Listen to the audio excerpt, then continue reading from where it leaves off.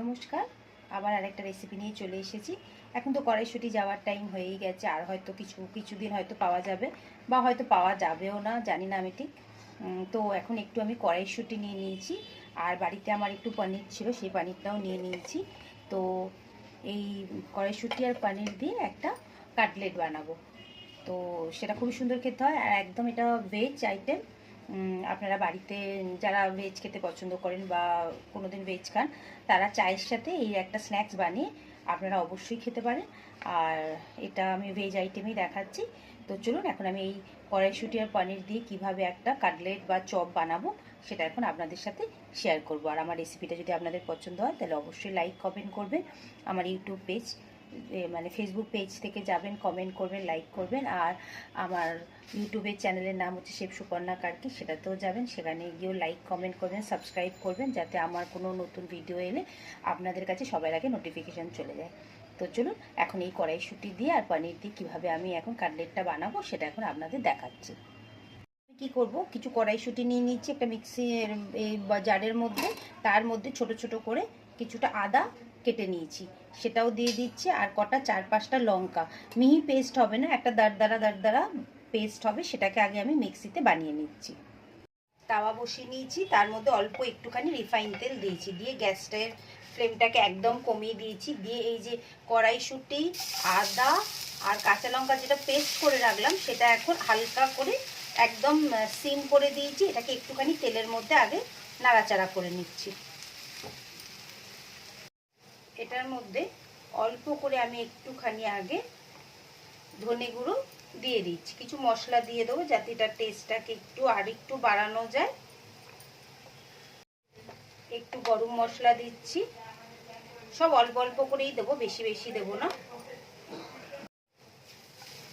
ভালোভাবে নাড়াচাড়া করে নিচ্ছি।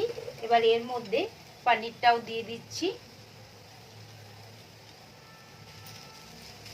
আর দুটো আলুকে আমি একদম সেদ্ধ করে রেখে দিয়েছি, সেই আলুটাও এর মধ্যে এখন গ্রেট করেও দিতে পারেন বা হাত দিয়ে চিপে নিয়েও দিতে পারেন। তো আমি এখানে সেটা গ্রেট করে আলুটা দিয়ে দিচ্ছি। এইভাবে আমি আলুটা দিয়ে দেবো। পরিমাণ মতো নুন দিয়ে দিলাম, অল্প করে কাঁচা লঙ্কা আর ধনেপাতা একসাথে সব কিছু দিয়ে দিলাম। দিয়ে জিনিসটাকে ভালো করে মিক্স করে নেব। এখানে একটু চাট মশলাও আমি দিয়ে দেবো, সেটা নাবিয়ে দেবো। আগে একদম শুকনো করে এটাকে পেস্টটাকে আগে বানিয়ে নিই কাটলেটের জন্য। এইভাবে ভালোভাবে আগে মিক্স করে নিচ্ছি। একটু যদি আপনারা এখানে চিনি দিতে চান তাহলে দিতে পারবেন, আমি এটা দিলাম না, কারণ অনেকেরই সুগার টুগার থাকে, তো সেই জন্য আমি চিনিটা দিলাম না। এবার আমাদের এই কাটলেটের জন্য পুরটা একদম রেডি। এবার এটাকে একটু ঠান্ডা হলে হাতে করে কাটলেটের মতো আগে একটু আমরা শেপ দিয়ে নেব। এবার দেখুন এরম একটা আমি ফ্ল্যাট জায়গা নিয়েছি, কেন নিয়েছি সেটা আমি আপনাকে দেখাচ্ছি। এই যে দেখুন আমি এরম কিছু কাটার নিয়ে নিয়েছি, আপনারা যদি কাটার না থাকে তাহলে কাটলেটের মতনও শেপ দিতে পারেন। আমি এই কাটারগুলো নিয়ে নিয়েছি, এগুলোর মধ্যেই আমি নানান রকম শেপ দিয়ে বানাবো। এবার আমি আপনাদের দেখাচ্ছি। প্রথমে এরকম একটা বড় করে আমি, যতটা পারবেন বড় নেবেন, কোনো অসুবিধা নেই, কারণ এটা তো ডিপ ফ্রাই হবে, কোনো অসুবিধা নেই।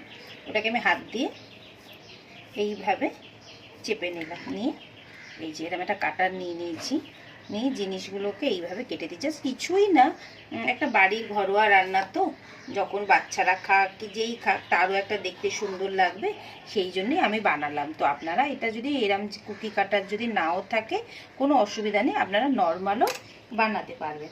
এবার কি করব, এই যে একটা ছুরি দিয়ে আস্তে করে এগুলোকে এই যে এরম শেপে আমি প্রত্যেকটা এখন কেটে নেবো। এটা একটা হার্ট শেপ হলো।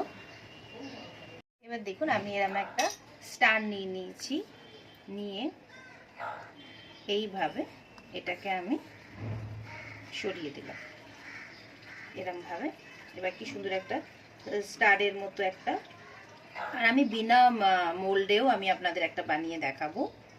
এই যে দেখুন, আর এখান থেকে পুরো এক্সট্রা যেগুলো আছে বাইরে সেগুলোকে বার করে নিতে হবে। যখন প্লেটিং করব তখন কত সুন্দর দেখতে লাগবে, সেই জন্য হঠাৎ মনে হলো যে এইরকম শেপ দিয়ে কিছু বানাই। এবার আস্তে করে, কিচ্ছু না, জাস্ট এটাকে একটুখানি এই যে এরমভাবে তুলে নিয়ে হাতে একটা শেপ দিয়ে দেবেন। আর এগুলো সব বানানো হয়ে গেলে 15 থেকে 20 মিনিট একটু ফ্রিজে সেট হওয়ার জন্য রেখে দেবো আগে। এবার আমি হাত দিয়ে একটা নর্মাল সাইজ আপনাদের বানিয়ে দেখাচ্ছি।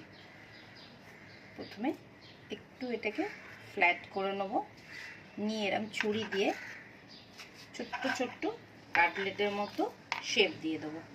তারপর যদি মনে হয় নাহলে আরেকটু ফ্ল্যাট করে দেবো।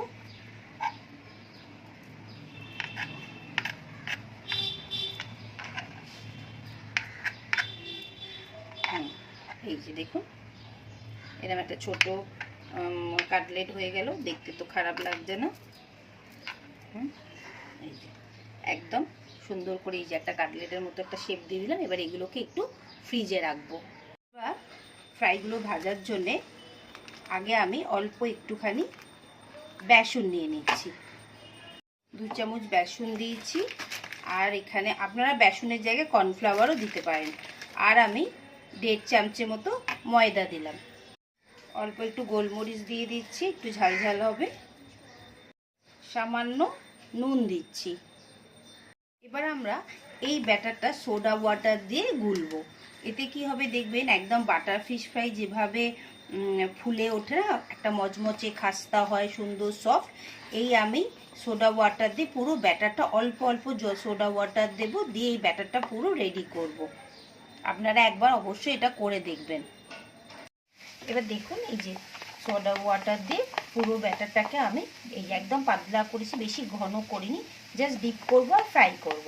তো চলুন ব্যাটারটা রেডি হয়ে গেল। এবার আমরা কড়াইশুঁটির কাটলেটগুলো ফ্রাই করে নিচ্ছি। আমি আধ ঘন্টা মতো কাটলেটগুলো কড়াইশুঁটির কাটলেটটা রেখে দিয়েছিলাম। এবার দেখুন আমাদের ব্যাটারটাও রেডি।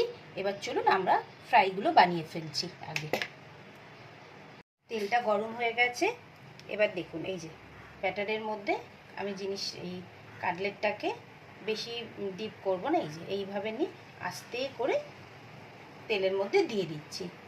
এক একটা করে তুলছি আর এইভাবে আস্তে আস্তে দিয়ে দিই। আর যেহেতু এটা ফ্রিজে ছিল সেই জন্য ভাঙার কোনো চান্স নেই, এটা একদম সেট হয়ে গেছে। আপনারাও একটু আধ ঘন্টা মতো রেখে দেবেন। এই দেখুন যেহেতু সোডা ওয়াটার দিয়েছি, জিনিসগুলো কেমন সুন্দর ফুলছে আমি আপনাদের দেখাচ্ছি। এই দেখুন একদম নরম হবে, তুলতুলে হবে, আর খেতে তো খুবই সুন্দর হবে। এবার যেগুলো আমি আগে আগে দিয়ে দিয়েছি সেগুলোকে আস্তে আস্তে উল্টে দিচ্ছি। একদম লাল করে আমরা এগুলোকে ফ্রাই করব। দেখুন একদম লাল করে ভেজে নিয়েছি।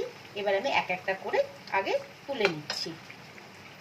কড়াইশুঁটির কাটলেট রেডি হয়ে গেল। দেখুন কেমন সুন্দর দেখতে হয়েছে, আর এত মচমচে হয়েছে কি বলবো। আপনারা এইভাবেই সোডা ওয়াটার দিয়ে একবার অবশ্যই এই কড়াইশুঁটির কাটলেটটা করে দেখবেন। আর এটা তো পুরো ভেজ রেসিপি, আপনারা করবেন অবশ্যই। আর আমাকে কমেন্ট দিয়ে বলবেন কেমন লাগলো। যেমন খাস্তা হয়েছে তেমন মচমচে, আর মশলাপাতি পড়েছে বলে তো টেস্টটা আরোই বেড়েছে। কমেন্ট অবশ্যই আমাকে করবেন আপনারা। কড়াইশুঁটির কাটলেট তো রেডি হয়ে গেল। কেমন লাগলো আপনাদের রেসিপিটা অবশ্যই আমাকে জানাবেন, কমেন্ট করবেন। আর আমার ইউটিউব চ্যানেলটাতে যাবেন, শেফ সুপর্ণা কার্কি, সেখানে গিয়ে আপনারা লাইক কমেন্ট সাবস্ক্রাইব করবেন চ্যানেলটাকে। আর ফেসবুক পেজ থেকে দেখলে প্লিজ ওটাকে লাইক করবেন। আপনারা দেখছেন লাইক করছেন না, লাইক করুন যাতে আরও অনেকেরা আমার রেসিপিগুলো দেখো, আর ভিডিওটা শেয়ার করবেন। তো আজকে রেসিপিটা কেমন লাগলো, একটা ভেজ রেসিপি করে আপনাদেরকে দেখালাম। আবার আরেকটা রেসিপি নিয়ে খুব তাড়াতাড়ি আসবো।